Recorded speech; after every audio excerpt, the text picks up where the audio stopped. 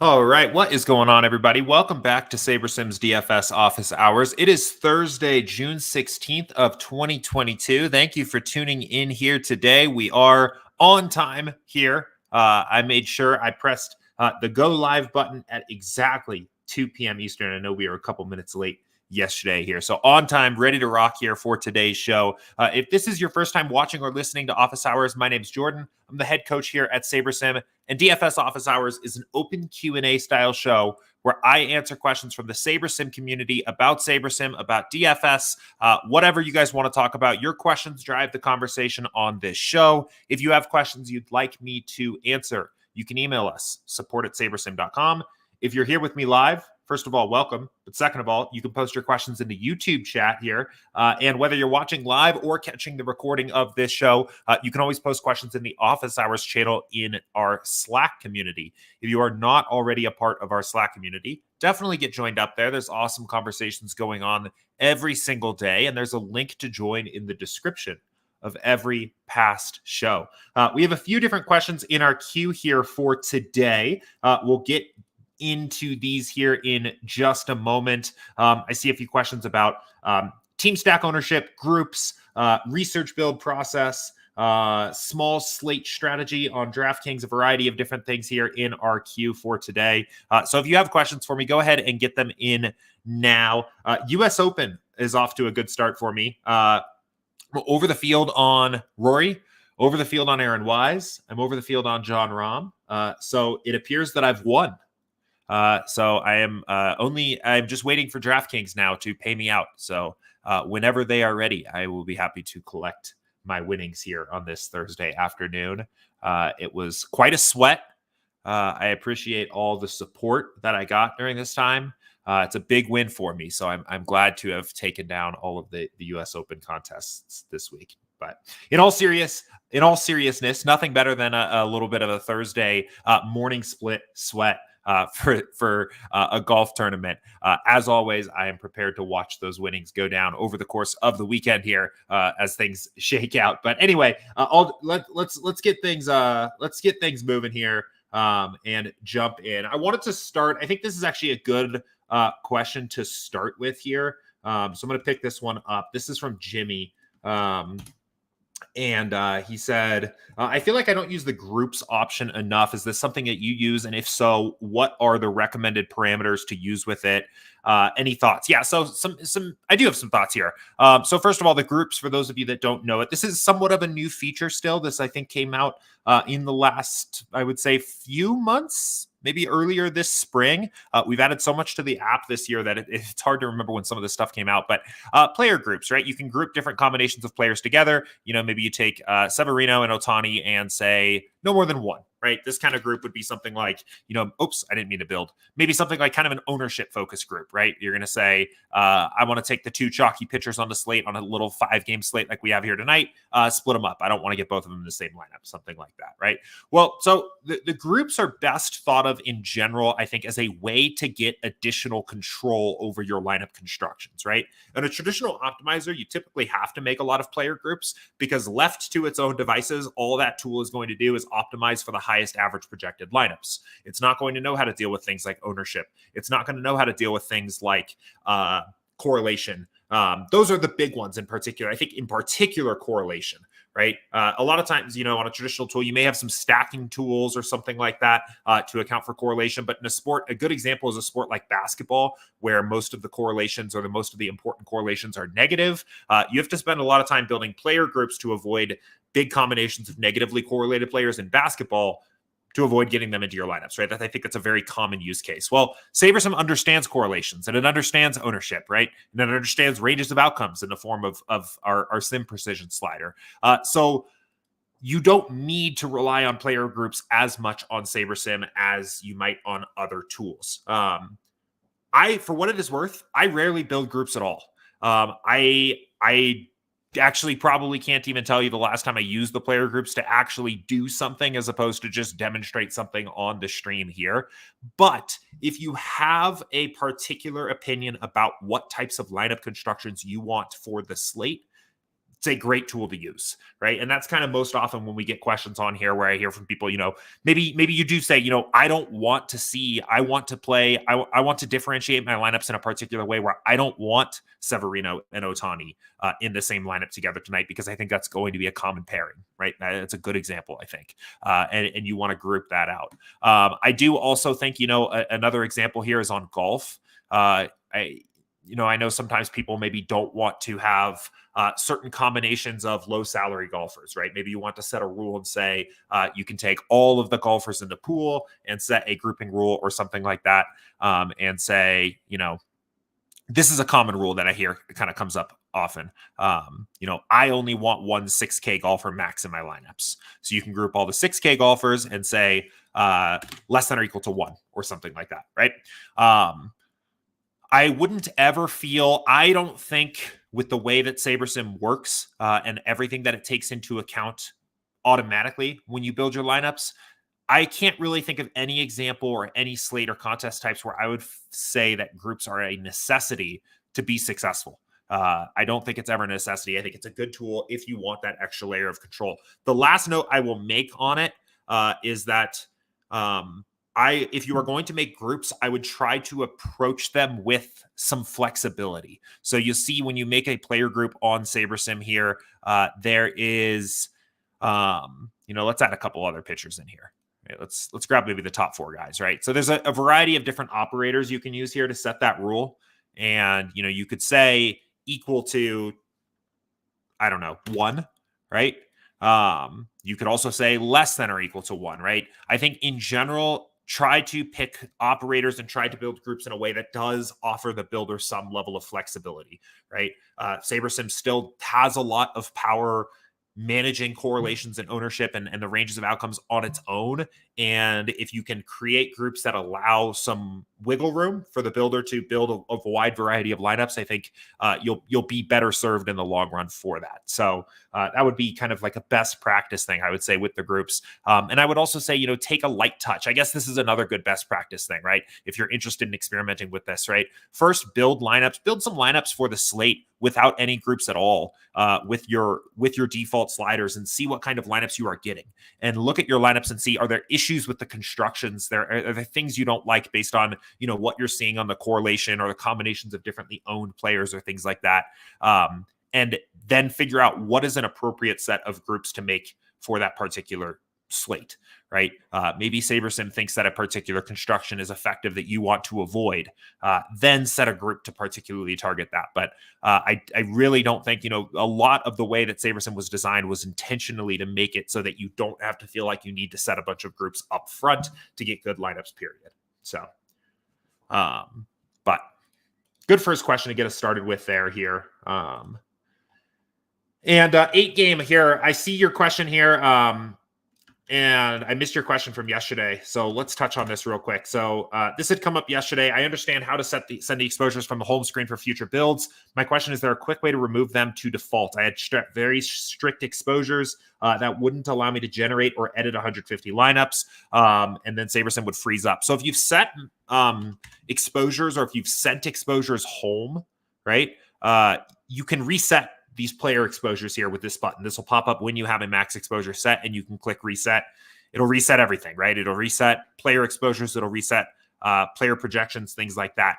If by chance you have done, if by chance you have sent stacking or team or game stacks home, just in the same way that there's currently no interface to see those on the home screen, there is no way to actually reset those either. So what you'll want to do if that happens is you'll need to go into a build and turn all of your exposures. You'll need to reset your exposures from a build and then send those exposures home, right? So basically, we wanted to give people the ability to send those exposures home when possible here. But because there is no interface built yet for the teams and stacks exposures, you'll need to actually, so like if you send, if you take 50% Seattle stacks and then send that home, right? It's going to say you're sending stack exposures home. So then we send. There's nowhere to see that on the home screen, but it's implemented, right? What you will need to do if you want to get rid of that is reset the exposures here and then send these exposures back home. And then that should wipe that out.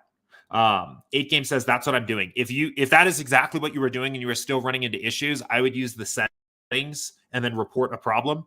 Give us a brief description of the issue here and send that over to our support team, because it sounds like there is maybe a bug there with that. But if you have zeroed out your exposures within a build for everything by using that reset button and then send those exposures back home, that should basically start everything from fresh and reset you and get you in a good spot there. So,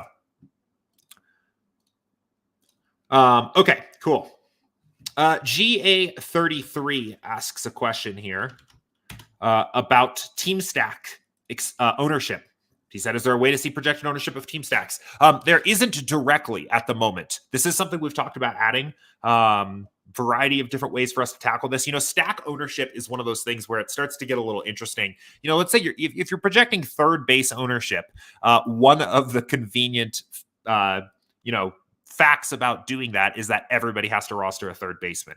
It establishes kind of you need your ownership for your third baseman needs to sum up to 100%, and everybody needs to have one, right? In a stacks, you don't have to stack a lineup, right? You have to, when coming up with estimated stack ownership for a slate, you need to also come up with some way of estimating how many people are going to stack and what types of stacks are they going to build, right? And that can be a little bit difficult. So that's kind of what we're thinking about on our end. In the meantime, I think there's a couple different ways to approximate stack ownership, and it really depends on how specific that you want to get and how detailed you want to get. I do think if you are looking to basically assess. If you basically just want to come up with a rough ordinal rankings of what teams are going to be the chalkiest, I think either just looking at the SaberSim team totals or looking at Vegas, right? Using this, I like this. I've talked a lot about this Fantasy Labs dashboard. Using Vegas here and just looking this way will actually give you a pretty good idea of what the chalkiest teams are going to be in both probably direction and kind of magnitude, right? You think you could pretty safely say, Philly's probably pretty heavily chalk, then maybe Yankees, Rangers, and then maybe kind of the other teams following from there, right? The one thing that game totals will ignore is salary, right? If a team is particularly expensive to roster, even if their game total or team total is really high, maybe they won't be very chalky, but that can be a decent tool of just getting an idea of how chalky teams are going to be on the slate.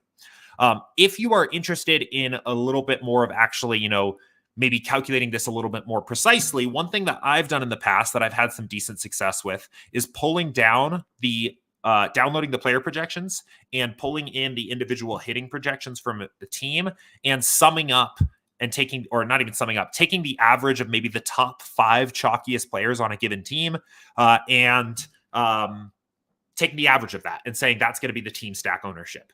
And really what you're doing there, if you do that, is you're saying something to the effect of, I'm going to assume, for the sake of making this simple, that every lineup in the contest is going to have a 5 stack, and the most common way that players are going to stack up a team is by stacking up the 5 chalkiest bats on that team.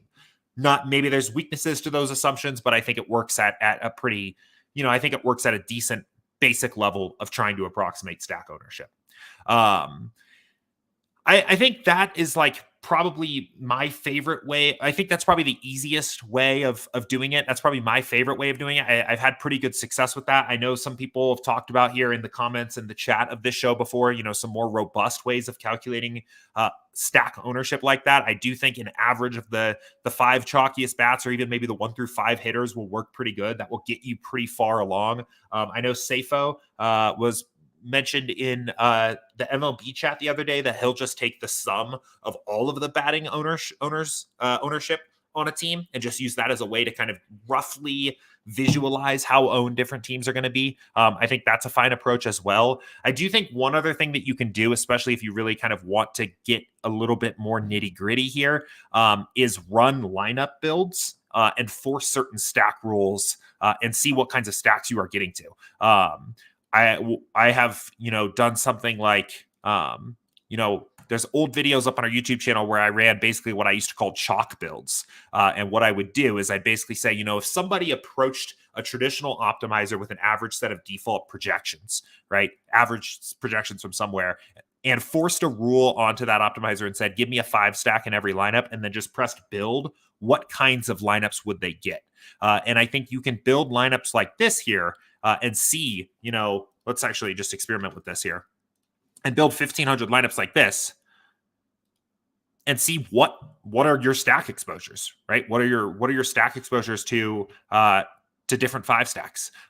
You can even take that one step further if you want to keep even going deeper and adjust all of the team totals on SaberSim to match Vegas, right? And at that point, you would basically be saying if somebody used a very heavily Vegas-driven baseball model, which, spoiler alert, most baseball projection models out there are pretty heavily influenced by Vegas, and went to a traditional optimizer, which is what most of the DFS tools out there are, and said, build me lineups and put a 5 stack in every lineup, what lineups would they get? That probably actually resembles a big portion of the field. And I think that would do pretty well in approximating stack ownership as well. But it's going to take longer to do all of that than it is to just kind of quickly, glance at totals or just quickly do an average of the top projected batters on a team. So it really depends on what you are trying to get out of it. There's a variety of different approaches that I think you can take. You have to use your judgment a little bit here. Maybe 61% Philly 5 stacks is a little bit unrealistic, but you can kind of imagine here. I don't know. I think you can kind of use this as a ranking or turn this into maybe spread this out a little bit more, maybe experiment with a build that is built at a little bit of a higher sim precision setting so that you're not as concentrated or something like that. And that should work. But it is our goal, wrapping this question up, it is our goal to do some kind of stack ownership projections in the future. So, but cool. Aaron had asked about quickly swapping out a player not in the lineup. Aaron, I sent you a video. If by chance you're tuning in right now, I'd sent you one of our support documentation links. The easiest way to do that is to use our quick swap tool. I sent a quick video that we have in the support docs about how to use that. So if you have any questions after watching that, I think I explain it a little bit more articulately than I will be able to do on stream, how to use that in that video. So I check that out if you missed that already. But all right. Okay. This is a question from Amadon here. And I'm not going to go all the way into this here for a couple reasons. But the question says, hi, Jordan, can you show how you use multiple research builds, download the CSVs into Excel, and then look at ownership potentials to help you plan your stack exposures on an MLB slate? So I would be happy to kind of talk about this from a broad strategy standpoint, basically what I am trying to get out of this, and also from a kind of more of a procedural standpoint of like, this is what I do. I don't want to just go like super deep and explain every single step that I'm actually doing as I do this in Excel for a couple reasons. One, I don't want to give the impression that like the ways that I have kind of found this process to work for me are objectively the right way to use SaberSim, and that this is the way to build lineups with SaberSim for baseball. And second, my process is kind of still a work in progress anyway, and it varies slate to slate, and it varies sport to sport. And if you had asked me a few months ago what I might take away from a research build, it's probably a little bit different than what I'm doing now, and it might be a little bit different than what I'm going to be doing 2 or 3 weeks from now.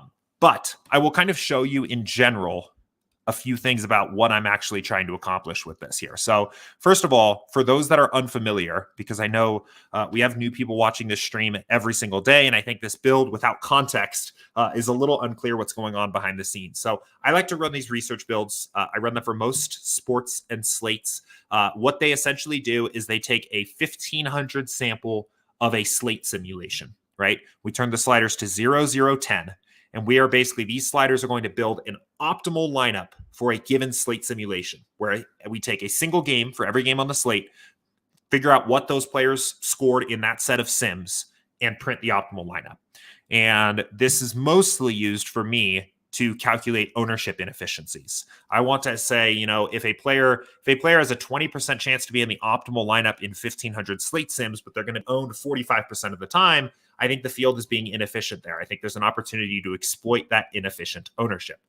So I run these a lot. I think this is one of my favorite ways to add a little bit of additional value, at the very least, to kind of pull back the curtain on what SaberSim might be doing behind the scenes with ownership fade, right? I'm getting an understanding of where there are inefficiencies on the slate for myself, and then I can kind of determine how I want to use them. So let's pull this up. Let's talk a little bit about what I look at strategically, and then I will do kind of a brief explanation of how I actually use this into pulling this into Excel.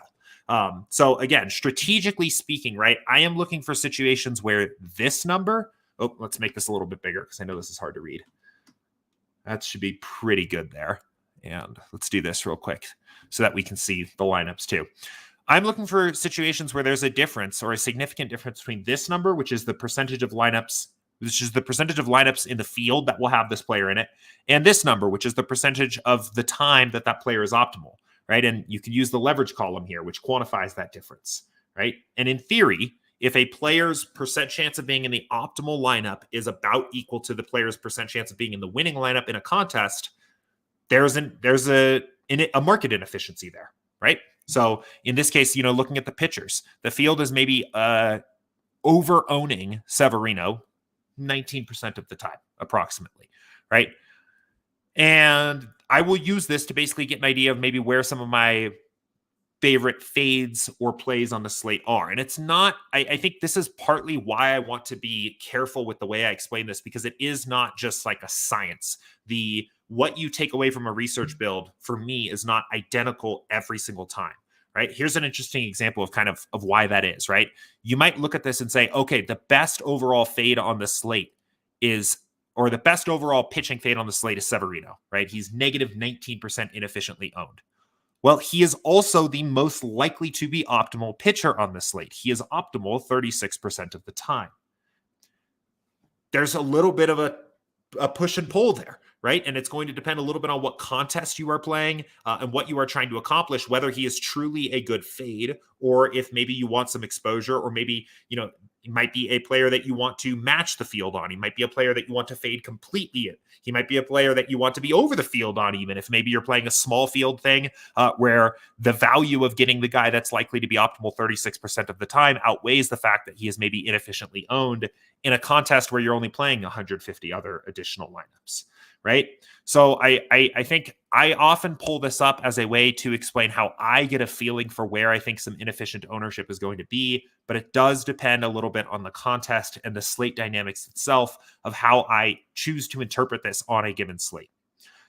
With that said, because part of this question, it seems like, is about the process of downloading into Excel, and I've kind of hinted at this before, but I've never actually really showed it. Basically, I will ultimately I basically download two files off of SaberSim and kind of combine them here. So the first one, I will download the full lineups file from SaberSim. You can do that with the screen button, download lineups. And I will also grab the actual raw projections here. And the most important part of this is grabbing the player IDs here. So I will download the player projections here.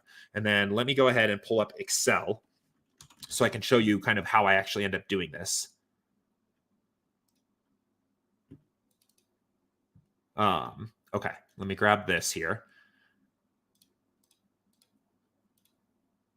Okay, so now we have Excel pulled up, and then I will open both CSVs here. And I obviously have a sheet that kind of helps me along with this, but we'll do this from scratch, right? So this will basically be, the projections down here. Let me close this so you guys can see what's going on here.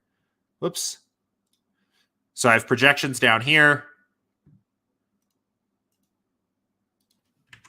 And then I'll also put another sheet here that does like lineups. And I will copy this information over. So let's go ahead and grab these CSVs. So this is the raw export file from SaberSim that are the projections. And then I will grab the CSV.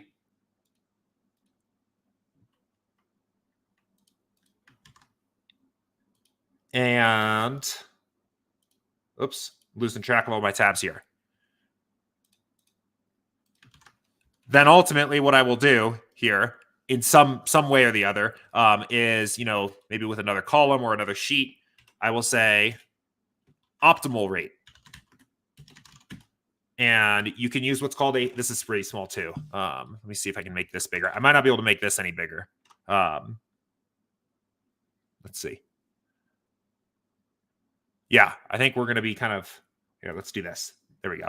Optimal rate, right? I use a COUNTIF function. This is kind of a little bit of an Excel tutorial. COUNTIF is basically going to say count all instances of a particular criteria over a range, right? So I'm going to say count if all instances of the DFS ID B1, which corresponds to Severino, across these lineups, right? So across that range. And then if we divide by 1,500, since I built 1,500 lineups,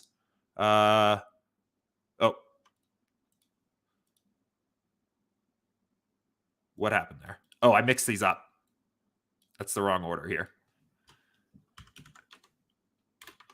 Whoops. Oh, geez. I blew it. Okay. I mixed it up. It's range first.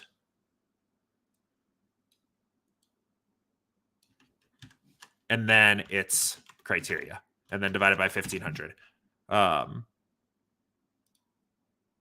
Oh, and it's A2. Or it's B2. Whoops. All right. There you go. So basically backing out the exposure from the research build, right? And now in a spreadsheet, I have an ownership projection, I have the optimal rate, and so on. From there, go crazy to your heart's content, right? I've done a variety of different things. I've used that as a tool to help me build out min and max exposures for each player. I've used that as a tool to make adjustments to projections. I've done it just as a way to, I'll print all of these and create a table in a way that maybe is useful for me. I've done other things where I run my final lineups for a slate, export those, and compare them against information I have in this spreadsheet. This is the part where you can kind of have some fun with it and figure out what works for you. What are the contests you're playing? What are you trying to accomplish in those contests? What is your style of play, right? How exploitative do you want to be? There's a lot of different ways to go here. And one thing I want to say here too, right, is that this is by no means a completely necessary part of the process. This is something that I have started doing here as a way that, works for me for what I'm trying to accomplish with my particular lineups. If you want to run research builds, and I've talked about this before, I think if you're unfamiliar with these research builds and you want to start playing a little bit more this way, instead of even approaching anything like that, go into a research build and pick 2 to 5 spots that you think are interesting based on what you're looking at, right? Maybe you're looking at this here and you think, okay, so a couple spots that I think are interesting. I want to be underweight on Severino. I want to be overweight on Patrick Corbin, who looks like he's got a decent chance, kind of fading the Phillies chalk from the other side. And maybe you say, I want to be underweight on Philly and Texas stacks, and I want to be overweight on Seattle and maybe Seattle stacks, right? Those are kind of like 4 angles, 5 angles that you now could take with you into a test build or not even a test build, into a build of your final lineups and use, right? So again, part of the reason I'm careful with how much I want to talk about on stream about this particular topic is because I think sometimes I send the message that to be successful using SaberSim, you need to pull these research builds down into Excel and write COUNTIF functions and do all this. And that's not the case. That's something I found is effective for me over a few years of kind of evolving this from doing what started as just taking notes of my actual research build. But hopefully that was still kind of helpful about strategically what I'm trying to accomplish and also how I actually end up pulling that down into Excel, because I know I haven't really demoed that as much before in the past. So, but for now, let's go forward here a little bit.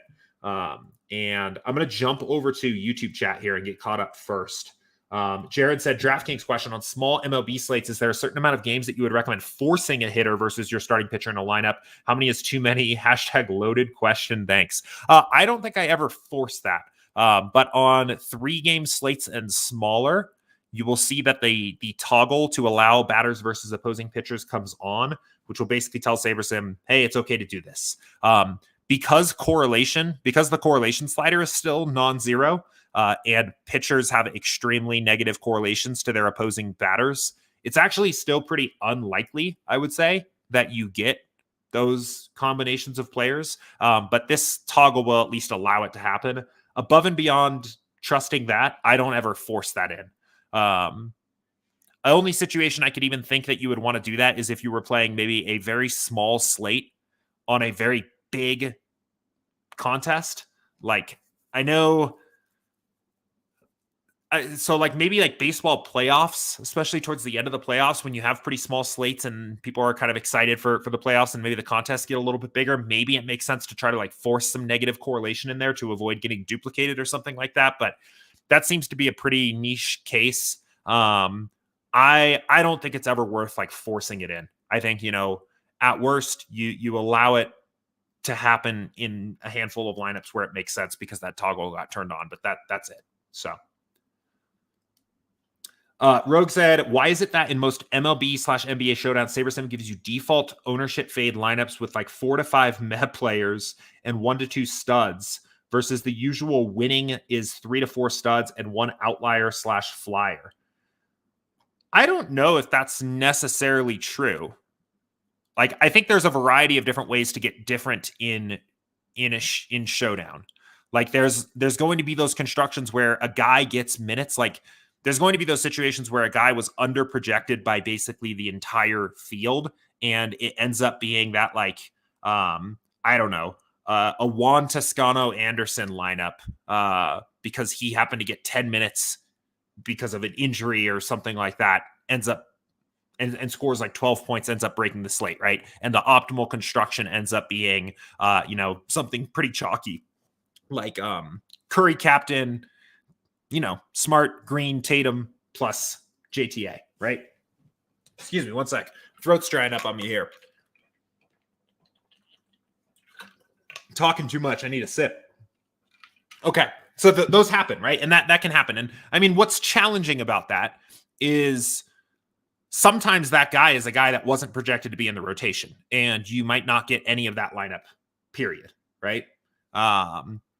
But that can be the construction sometimes, and maybe it is a guy that you get some exposure to, right? Maybe that's Andre Iguodala, and because we had him projected for 3 minutes, he gets into a few of your lineups and you get there. But there are other times where the winning lineup construction isn't anything like that at all, and you have a unique lineup winning first because it's just something that a lot of people didn't think to do, right? Maybe it's like I don't know. Maybe it's an Otto Porter or like a Jordan Poole captain lineup or something like that, or even coming down here a little bit further, maybe the right construction. Maybe it's a Robert Williams captain lineup that maybe fades, Tatum or something like that, right? Like a rarer combination of players that were chalky, but combined in that way is unique. And personally, I feel like SaberSim does a pretty good job of looking at the individual slate dynamics and building lineups that make sense for that particular slate. And I think a lot of that comes from the fact that it is Sims that are building the lineups, right? Like it's not, you are not trying to guess what lineup constructions might make sense. The lineups are already there. They're already optimals for individual simulations. And your job is a little bit more to I guess the way I kind of think about it is to help facilitate the selection process of those lineups, right? What are the lineups that are less likely to be duplicated? What are lineups that maybe the field is likely to underappreciate relative to their chance of being optimal? I don't know. I can't necessarily say that okay. So I guess the one point I will make on this question is that, and I like touched on it a second ago, right? But SaberSim may slightly bias the lineup constructions that you've specified here because there is like there's a lot of natural uncertainty here of all of these guys that could potentially get in the game if the game plays out the right way, right? Like if by chance this game somehow like totally blows out, right? And you end up, or the right injury situation happens at the right time, or like a zero projection. I guess what I'm trying to say, a zero projection for a guy like Damian Lee or something like that would imply that the percent chance of him being in the optimal lineup is truly zero. And that's obviously not true. So SaberSim will slightly bias more towards constructions and combinations of players that we think are actually likely to get in the game than maybe the weird 0.1% owned Damian Lee optimal or I don't know, JTA optimal or Moses Moody optimal maybe is actually the most likely one of all of those, because we're not projecting that player at all. If you want to take more shots on those guys, you can give some of these guys a slight projection, even a point, even a fantasy point will at least allow them to show up in your lineups. But then you are taking on risk of a player that we don't even think is going to get in the game in probably 99% or more of cases. So I don't know. I guess that's all kind of a long-winded way of saying that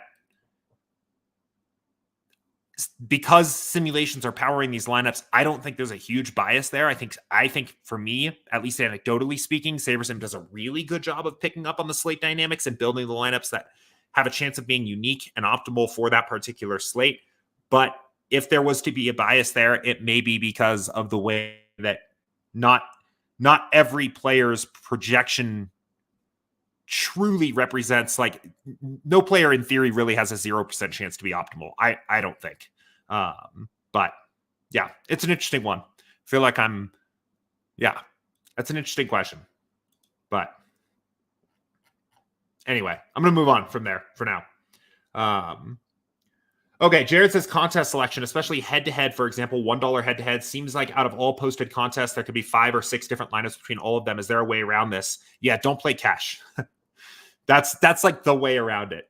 I would say in general, our SaberSim's approach to contest selection is basically to avoid cash for more or less what you've described, right? There's not a lot of recreational money in cash games, and it is too easy to achieve the optimal strategy in cash, which is basically to use a strong set of average projections and build the highest average projected lineups possible.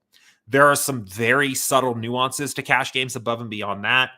There's things you can do with optimizing for ownership and maybe even including some negative correlation in your lineup, or creating late swap flexibility on the right slate. But cash games are too easy to be decent at, which makes it too hard to beat the rake for a player that's trying to get an edge, I would say, for the vast majority of players. I think your money that you would be investing into cash games can be spent far more better, feels like a weird way to say that, in good GPPs and with a good GPP contest selection portfolio.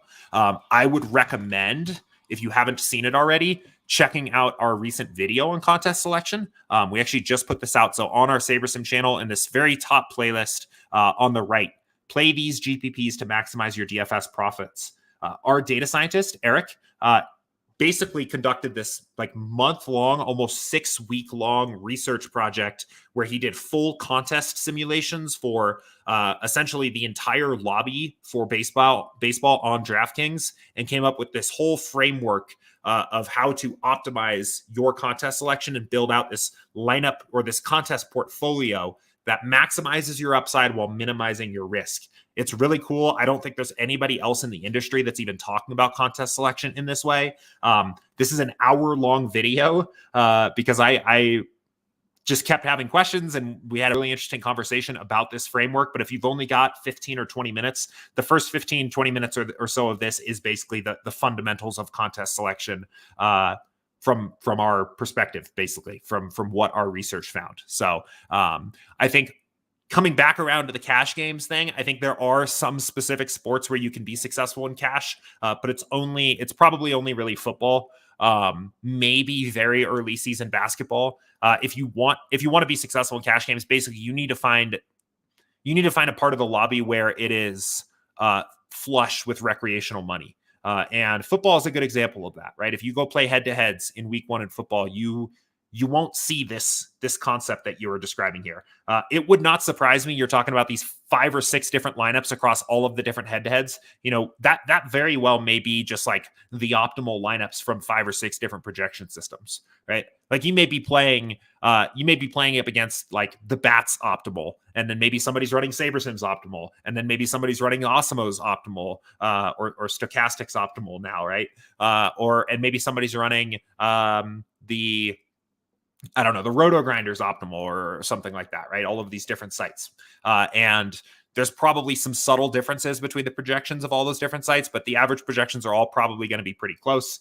and nobody's beating the rake against each other in those kinds of contests. So that is what you're experiencing. That is exactly why we generally recommend people avoid cash games, with the exception being maybe football, probably, if you're already getting down a ton of action into great GPPs as a way to get additional money down on a slate.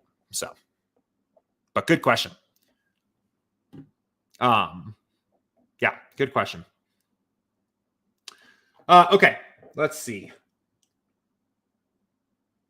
8 Game said last night the FanDuel 7:45 p.m. Eastern slate didn't seem to be supported. Was it because it was a tiny prize pool? I don't know. Yeah, I didn't even know there was a. Oh, this is today. 2-game slate. It seems like it's here. I don't know if there was an issue maybe building lineups for it, but it seems like it is here. We can try and see. But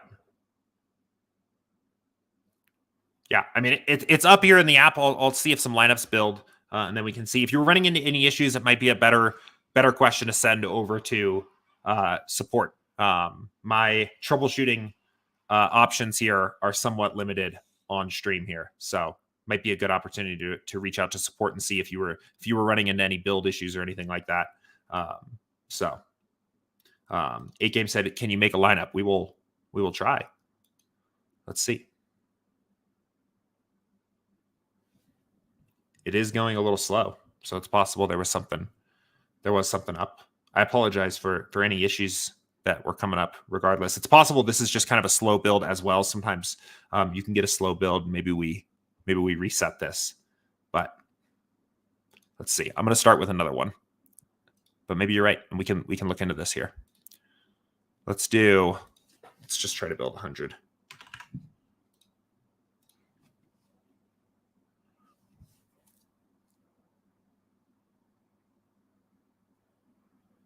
Okay, so we do have some lineups building here now. Yeah. We were able to build a lineup here. So these kinds of things, definitely a little bit easier for the support team to offer some more help with troubleshooting. Above and beyond, I kind of basically just doing this. There's only so much I can do here on stream to help you out. So I would email support and see, if you were running into issues or getting an error or something like that. They can typically help out a little bit quicker. So. And then is adjusting the game total a good way to build lineups you are interested, basically to have the pitchers and stacks you want? Yeah, I think that's a great approach. One of my favorite tools on the site overall to make adjustments. The main reason why is because you can make correlated adjustments here by doing that, right? Like let's say, again, we had talked a little bit about, based on our research build, maybe having a little bit of interest in fading Philly and Texas, right? Those two teams popped off in those research builds. So we can drop them by both like a half a run, which is a good adjustment I like to do to start with, and then apply those changes. And then what we get out of this is there's a couple things. First of all, it will appropriately change the batting projections in a way that kind of like makes sense for the original projections here, right? What's going on here? Right.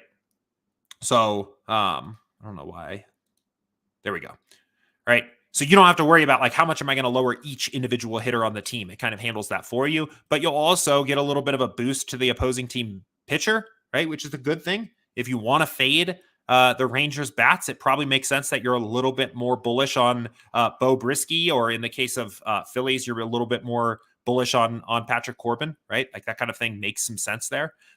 So I think it's a fantastic way if you want to make some adjustments, if you want to take a stand on any team. One of my favorite ways to do that. I would say in particular, or not even in particular, specifically, I would start with like a half run adjustment. I think a half run adjustment is a pretty good approach. One thing that can be useful about that, is if you do a half run adjustment, you build more lineups and you don't get the impact that you expected. It is a little bit of an opportunity to like check your work there and ask, okay, basically what we're saying, if you lower Philly by a half run from what we project in the Sims and you're still getting a lot of Philly, that's saying, if their mean total is if we're wrong on their mean total by a half run, there's still a good play, right?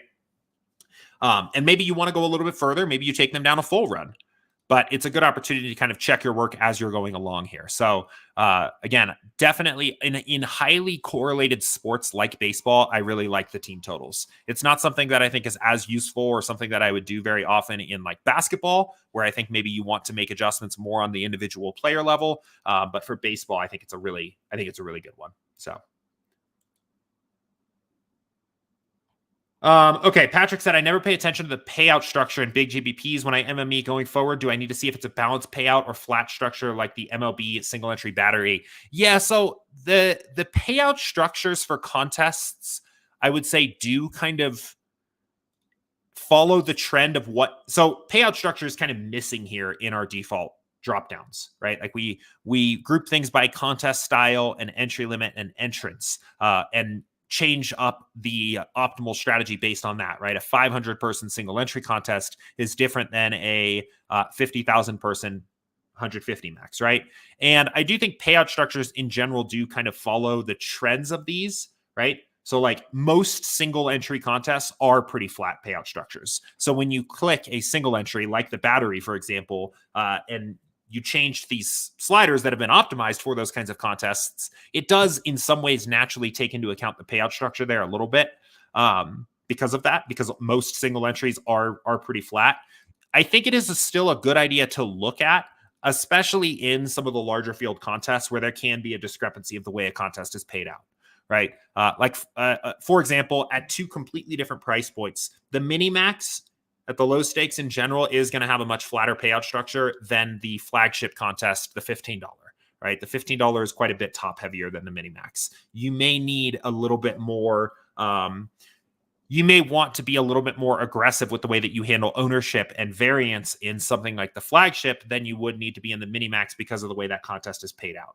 And you said NHL at a top payout of 20K for first, and then second place, I believe 5K. Yeah, NHL and in general, I think some of the smaller sports can get pretty top heavy because the sites want to attract people to playing that particular contest. And I think recreational players recreational players like to see a big first place, right? More often than not. So to gain interest, to keep people interested in hockey, for example, DraftKings will happily do 25K to first, 5K to second, just so they can say that 25K to first. I think in particular, if you are playing those bigger GPPs, 150 max, 20 max kind of contests, I think it's worth taking a peek at the payout structure and just at least familiarizing yourself with how that contest is paid out. Yeah, I think it's a good idea to look at. So a decent rule of thumb. I think there's a variety of different rules of thumb, but I think if a contest I kind of start to think about a contest being top heavy ish. If more than 20% goes to first, and more than 40% of the contest goes to the top 10 of the prize pool. I think that starts to resemble a contest that is a bit top heavier to me. So Jay Brown said, would you make the research build the same for every sport and esport 0010? Yes, in theory, because the goal is still the same, right? You are trying to simulate the slate, and this is how you would accomplish that, right? You don't want correlation and ownership fade for the purposes of this, because this is purely research, right? Correlation and ownership fade are DFS tools, right? This is about basically looking at the raw sims, and you want sim precision to be 10 because you want single simulations. You want to say, the slate is in reality only going to get played out once, right? So you want to mimic that and simulate the slate in that way. Now there are issues with a research build that are kind of can be, I don't know. There are assumptions with the idea of a research build that can be better or worse assumptions based on what sport you are building for, right? Or what you are trying to accomplish. So, I mean, one huge assumption is that you are basically saying when you run a research build that the percent chance of a player being in the optimal lineup resembles or approximates the percent chance of a player being in the winning lineup for your contest. And in certain sports, like MMA, for example, is a really good example, the optimal wins large field GPPs somewhat frequently. So that's actually probably a pretty good approximation.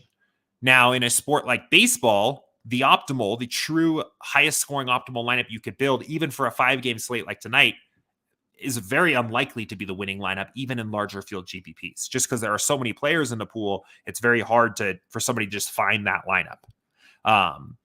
So there are limitations, I think, there are issues with the assumptions at the core of the research build that I think you should be aware of if you're going to use them. But this is, at least from my perspective, these are always the settings I would use when I'm going to use it. So,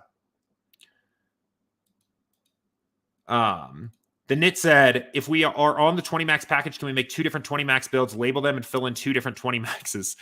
Yeah, this is like the second question I've had in a week of somebody trying to like basically kind of, I don't know, I guess optimize. Maybe I'll say it's optimizing the DFS starter plan, I guess. You certainly can. There's no guarantee that those lineups are going to be unique, would be the big thing, right? Like if you build 2 different 20 maxes, it's possible that there is a lineup that is shared in both builds, and you may have a duplication there. The starter plan is designed really for people that are playing $20 or 20 unique lineups or less on a given slate. That is what is designed for. It is for people, I would say, particularly just getting started out in multi-entry, that are maybe making a jump from hand building or playing 1 to 5 lineups to up to 20 and getting familiar with what managing 20 entries feels like. The best answer I can give to you if you are trying to play 40 unique lineups a night is to sign up for the advanced plan and take advantage of the features that come with that. So if you are okay with having maybe a lineup in common to fill 2 different 20 maxes, then that's fine. You can do that. But there's no guarantee that those lineups would be unique between builds. So. And then Patrick said, who are you overweight for golf this weekend? I mentioned it at the start of the stream. A couple of my biggest exposures are off to a good start. I have a ton of Rory. I have a ton of Aaron Wise, or I'm overweight on Aaron Wise. I have a lot of Rahm. And then a couple other guys that maybe are doing, I don't know, okay. I have a lot of Hideki. Who else? I ended up with quite a bit of Shane Lowry. I think he's in the afternoon split. I don't think he's started yet, or has maybe started since. But I was off to a good start this morning. I'm also like weirdly, I think I only have like 8 or 9%, but Matt Neesmith is my like highest exposed 6K golfer, who also is having a good round 1. So I'm off to a decent start. We'll see how it goes.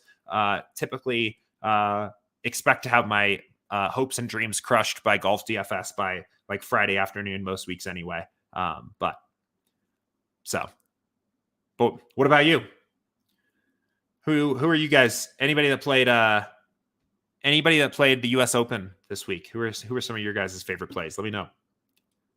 Curious. Oh, I missed this question here. And this is a good one too. So I apologize to have kept you waiting here, Mark. Let's hit this one. Said, hey, Jordan, for one of the 3-game late contests last week, I only had 8 minutes to get ready, so I just ran a build quickly, didn't review the lineups, and just entered them in the quarter jukebox. I then proceeded to bank that contest. Been wondering about my process ever since. Is there some point when adding work to SaberSim's builds becomes negative EV? Yeah, definitely. You can absolutely make negative EV decisions. SaberSim does a very good job of building like GPP ready lineups out of the box, and I think to become, not to say it is a money printer, because it isn't. And there is absolutely a massive ceiling of where you can take the tool from there. But yeah, I think, we get this sometimes with people that are surprised this kind of thing happens. And then it's like, wow, what am I doing with all my other stuff? This is a really interesting question. I think it is a good practice on occasion, every so often. This is something that I actually do because I have a habit of slowly accumulating different steps to my process and then ending up with this bloated thing that I'm like, do I need to do all this? Write down every step of your process when you have time.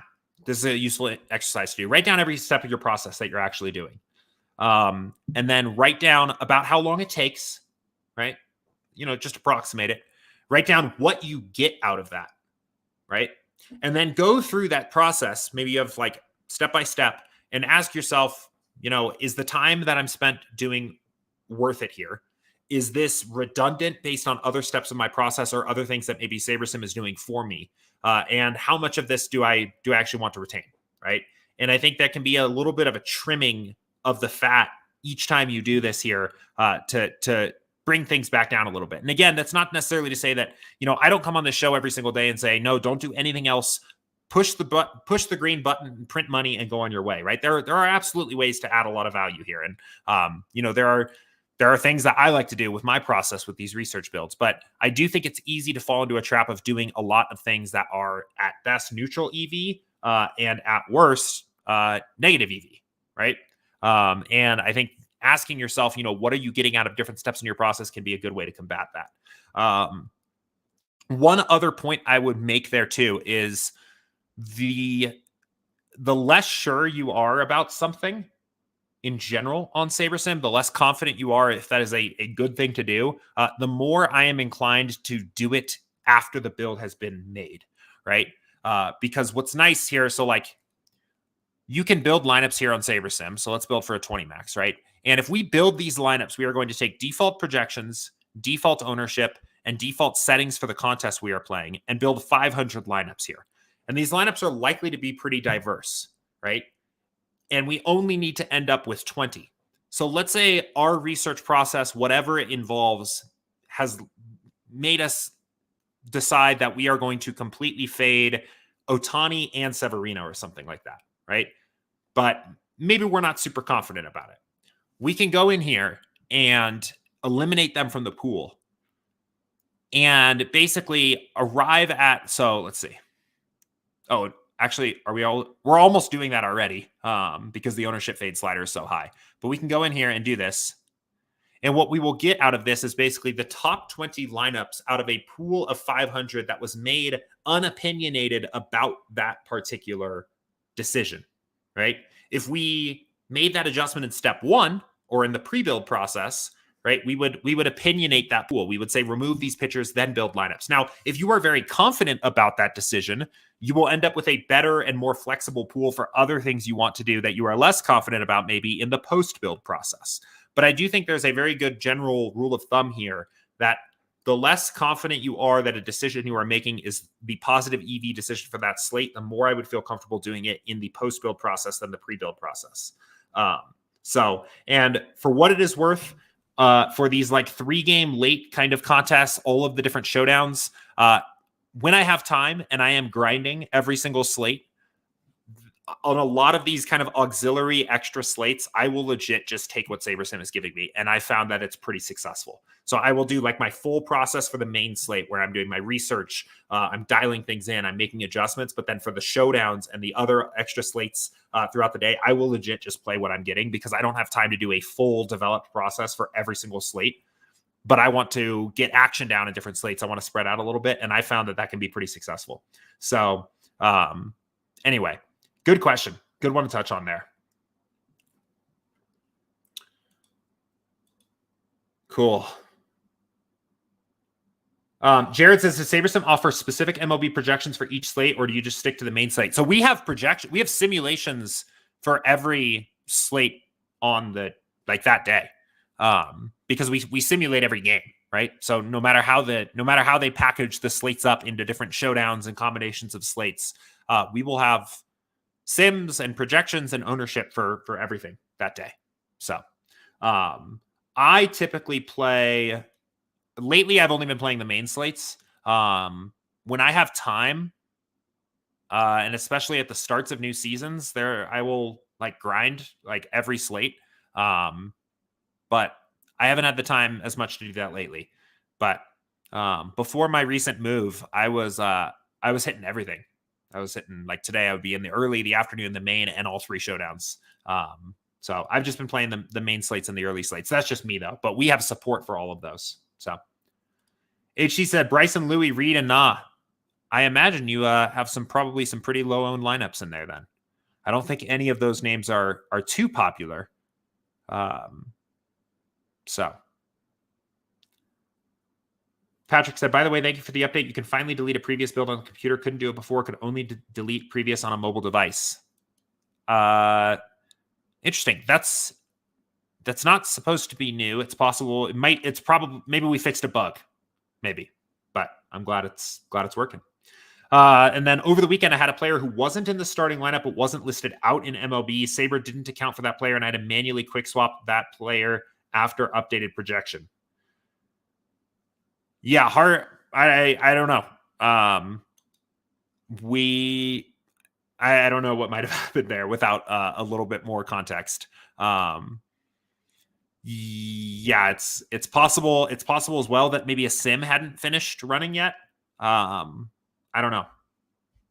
Without more context, I'm not really sure what happened there. But always, I guess, maybe a good lesson. Always best when you have the time to do it, to just double check those kinds of things, right? There are things that can get missed sometimes. So.